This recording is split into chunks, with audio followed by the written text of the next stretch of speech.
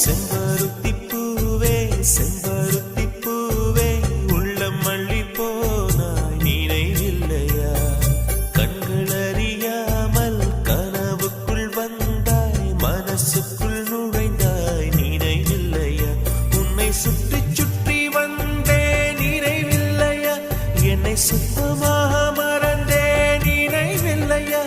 அதை சொல்லத்தான் நினைக்கின்றேன் நான் சொல்லாமல் தவிக்கின்றேன் செம்பருத்தி